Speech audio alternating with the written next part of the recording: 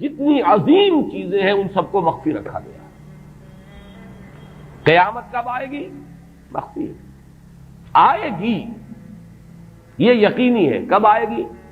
یہ تو ان امور میں سے ہے کہ جس کا علم نبی اکرم صلی اللہ علیہ وسلم کو بھی نہیں دیا گیا، جبرائیل کو بھی نہیں دیا گیا. چنانچہ حدیث جبرائیل میں واضح طور پر الفاظ موجود ہیں وَمَا الْمَسْئُولُ عَنْهَا بِأَعْلَمَ مِنَ السَّائِلِ. کچھ معلوم نہیں، نہ سائل کو معلوم نہ مسئول کو معلوم قیامت کب آئے گی. اب یہ عظیم حقیقت مخفی رکھا گیا اور اس کا خاص طور پر ذکر کیا گیا سورہ طٰہٰ میں اکاد اخفیھا لتجزی کل نفس بما تسعی. اگر تعین کر دیا جاتا تو جو قریب کے زمانے کے لوگ ہوتے وہ تو خوب پھر محنت کرتے آخرت کے لیے، اور ذرا فاصلے والے ہوتے وہ ذرا تساہل کرتے اس کے بارے میں.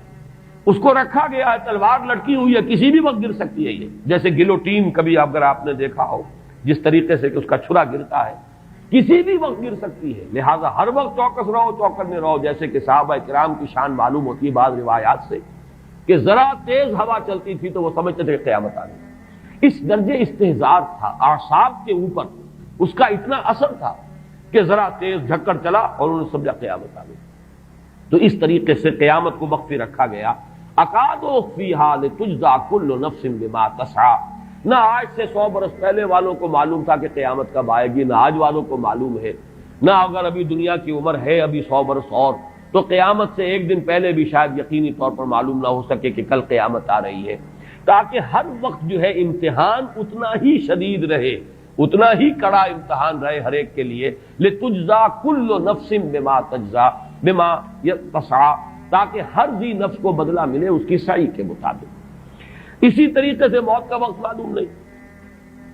وما تدری نفس بأی ارض تموت.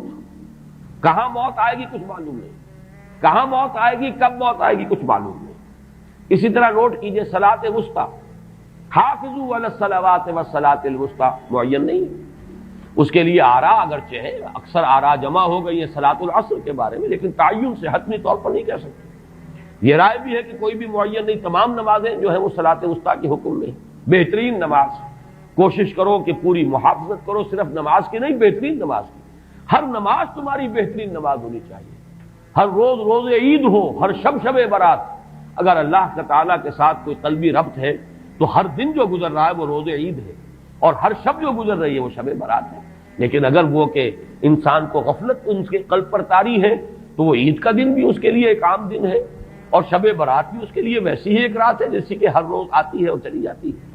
اس اعتبار سے اس کو بھی خاص جو ہے معین نہیں کیا گیا صلاۃ وسطیٰ کون سی.